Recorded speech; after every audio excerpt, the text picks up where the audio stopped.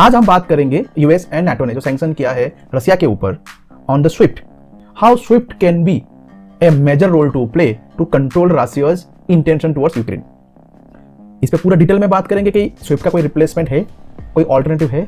रसिया और यूक्रेन के बीच में जो वॉर चल रहा है उस वॉर से इंडिया को बहुत इंपैक्ट हो रहा है। उसके ऊपर मैंने एक वीडियो बनाया, आप ऊपर के जो लिंक है उसमें जाके आप देख सकते हैं कि इंडिया को कैसे इंपैक्ट हो रहा है बिकॉज ऑफ दिस कॉन्फ्लिक्ट।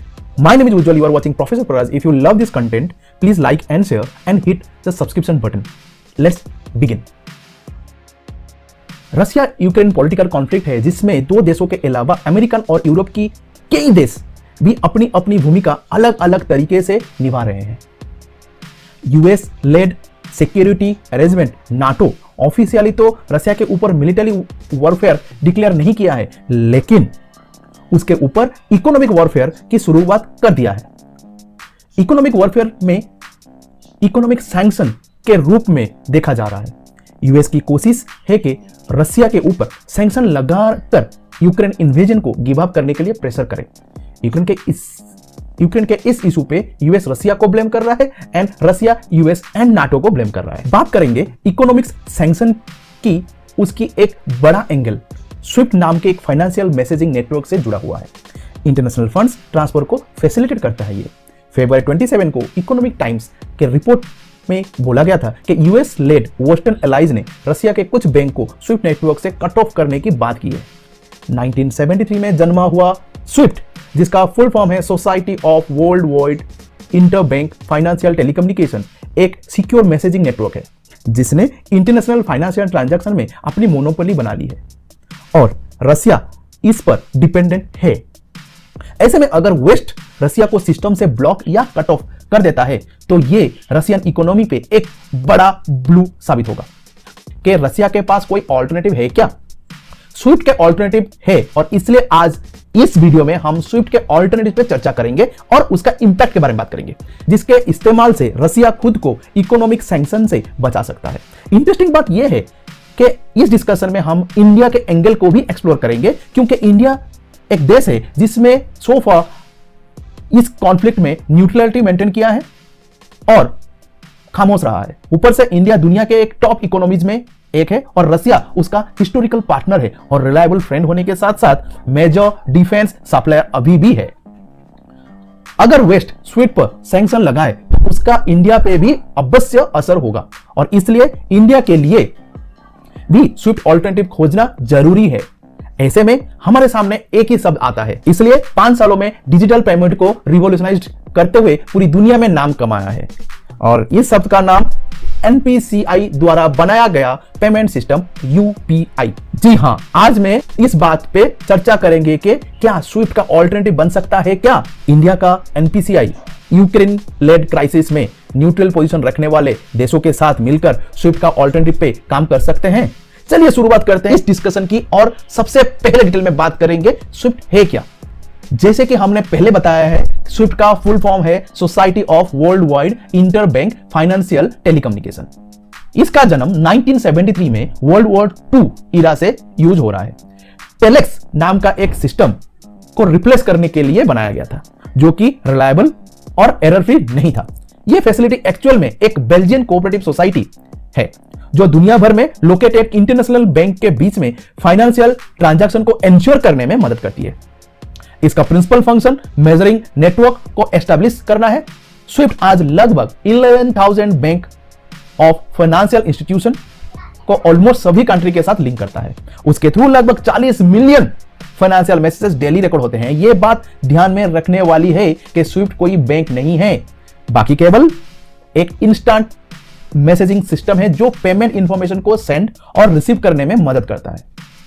इसको कंट्रोल कौन करता है? स्विफ्ट का क्रिएशन के पीछे अमेरिकन और यूरोपियन बैंक का हाथ है। आज नेटवर्क के दुनिया भर एक लगभग 3500 बैंक और फाइनेंशियल इंस्टीट्यूट द्वारा ज्वाइन किया हुआ है। ओवरसी करने की रेस्पॉन्सिबिलिटी G10 कंट्रीज के सेंट्रल बैंक्स और यूरोपियन सेंट्रल बैंक्स की है, जिसमें lead overseers National Bank of Belgium ही है। नेशनल बैंक ऑफ बेल्जियम के अलावा US Federal Reserve System, Bank of England and the European Central Bank, Bank of Japan भी इंपॉर्टेंट नाम है। आप देख सकते हैं कि सिस्टम कोई बैंक को ओन नहीं करता है, लेकिन स्विफ्ट को ओवरसीज वेस्टर्न एलाइज ही करते हैं। इसके अलावा स्विफ्ट बेल्जियम लॉ और यूके डिसीजंस को भी फॉलो करता है। भले ही सबका हेडक्वार्टर बेल्जियम में स्थित है, लेकिन उसके सबसे बड़ा डेटा सेंटर यूएस का वर्जीनिया में है और इसलिए भी सुपर अमेरिकन इन्फ्लुएंस इंपॉर्टेंट है। खैर, स्विफ्ट पर आज रसिया भी काफी हद तक डिपेंडेंट है, क्योंकि रसिया नेशनल एसोसिएशन का कहना है कि रसिया अब स्विफ्ट का सेकेंड लार्जेस्ट यूजर बेस है। After this US 300 Russian financial institute को स्विफ्ट का हिस्सा है। सारे इंस्टीट्यूशन के पास 50% है। इसके अलावा इंडिया और चाइना जैसे बड़े इकोनॉमीज भी इसका इस्तेमाल करते हैं। स्विफ्ट पर देशों का डिपेंडेंस को हम सब सैंक्शन से होने वाले पॉसिबल लॉसेस का एक एग्जांपल देख के सीख सकते हैं। तो ईरान पर 2012 में एक स्विफ्ट सिस्टम का सैंक्शन लगा था। कहते हैं कि ईरान ने सैंक्शन के बाद अपने 30% फॉरेन ट्रेड और ऑयल एक्सपोर्टर वेन्यूज का ऑलमोस्ट आधा खो दिया था।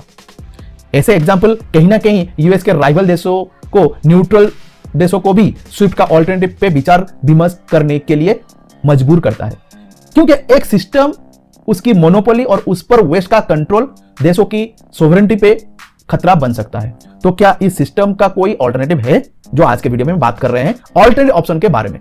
तो जब 2014 में रसिया ने क्रीमिया को इन्वेड किया था, तब भी उस पे ये स्विफ्ट का एक्सक्लूजन बनेगा करके बात चल रहा था। इस कॉन्टेक्स्ट में रसिया ने एक ऑल्टरनेटिव नेटवर्क क्रिएट किया। जी हां, इसका नाम था system of transfer of financial messages. लेकिन फाइनेंशियल एक्सपर्ट कहते हैं कि स्विफ्ट के आगे ये खड़ा उतरा नहीं और एक इनएडिक्वेट रिप्लेसमेंट रहा।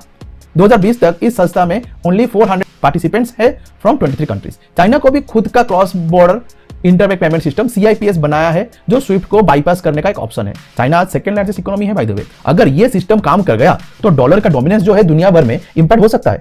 इसके साथ यूएस का इकोनॉमी पेमेंट सिस्टम के डोमिनेंस भी खतरे में आ सकता है और इकोनॉमिक सैंक्शन जैसे टूल जो फॉरेन पॉलिसी का महत्व भी घट सकता है। अगेन, फिलहाल चाइना इस सिस्टम जो है स्विफ्ट चैलेंज करने में सक्षम नहीं है, क्योंकि ये मेनली ह्यूमन में डील करता है और global payment system largely dollar driven है। ऐसे में सवाल यह है कि स्विफ्ट का आखिर कौन चैलेंज कर सकता है? इस कॉन्टेक्स्ट में इंडिया का नाम सामने आता है। जब स्विफ्ट से ईरान को कट ऑफ किया गया था, इंडिया को उसका काफी नुकसान हुआ, क्योंकि ईरान इंडिया का one of the largest partner, oil partner था। ऐसे ही अगर रशिया को कट ऑफ किया तो इंडिया को डिफेंस प्रोक्योरमेंट में नुकसान होने वाला है। इंडिया नहीं चाहेगा, इंडिया कभी भी वॉर को कॉन्फ्लिक्ट का सलूशन नहीं मानता है और इसलिए हमेशा उसने वॉर को क्रिटिसाइज किया है। पर फिर भी इंडिया कई सारे ग्लोबल मुद्दों पे नॉन अलाइनमेंट और न्यूट्रलिटी का पॉलिसी को अपनाया है। ऐसे में स्विफ्ट पर मोनोपोली अमेरिका का रहेगा तो इंडिया का अपनी फॉरेन पॉलिसी को अपने हिसाब से सेप अप करने को रोक सकता है। इंडिया इससे अवेयर भी है। यही वजह है कि इकोनॉमिक डेवलप्ड कंट्रीज का डोमिनेंस और बायसनेस को काउंटर करने के लिए इंडिया ने ब्रिक्स जैसे ऑल्टरनेटिव मॉडल्स पर जोर शोर से काम किया है, ताकि IMF और वर्ल्ड बैंक इंस्टीट्यूट के सामने न्यू डेवलपमेंट बैंक जैसे ऑल्टरनेटिव की स्थापना की जाए।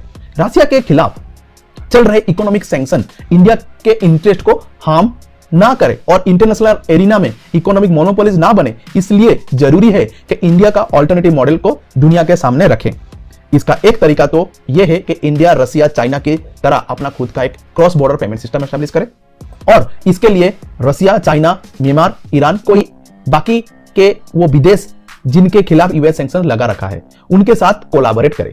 2021 में इकोनॉमिक टाइम्स रिपोर्ट किया था कि इंडिया और सिंगापुर के सेंट्रल में बात के तहत अपना प्रोस्पेक्टिव पेमेंट सिस्टम डाले थे।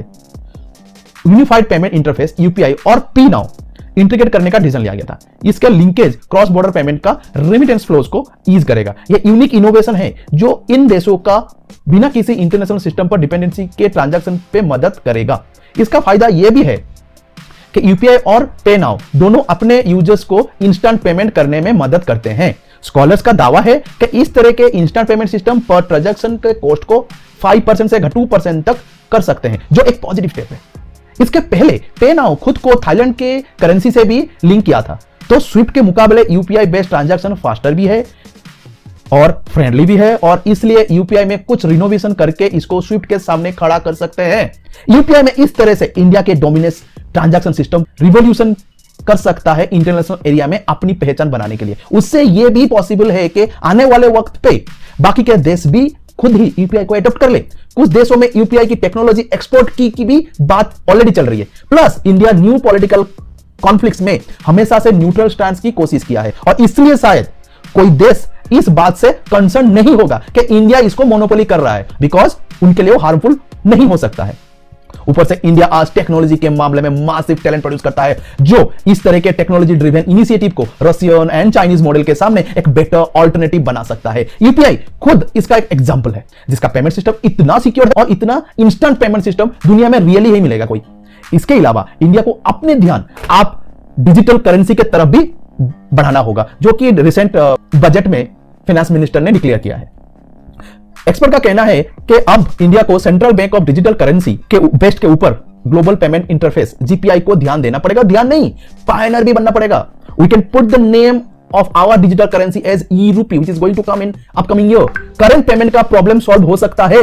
Digital currency can reduce the normal 10% cost per transaction. So digital currency is the future. Current geopolitical situation में इंडिया का एक महत्वपूर्ण रिवॉल्यूशन ला सकता है एंड उसका सॉफ्ट पावर और गांधीगिरी कैन लीड इकोनॉमीज और अपना नाम बना सकता है and can bring example to other powerful economies. ये एक एनालिसिस है स्विफ्ट का रिप्लेसमेंट के बारे में, जो कि यूपीआई हो सकता है। आने वाले समय में पता चलेगा कि इंडिया कितना एग्रेसिवली प्रोएक्टिवली इस प्रॉब्लम का सॉल्यूशन निकाल के एक एग्जांपल खड़ा कर सकता है। आज इस वीडियो से आपने कुछ सीखा है तो please like and subscribe and share कीजिए। By bringing this video to you, I try to make the difference and feeling proud for that. With this, professor is signing off.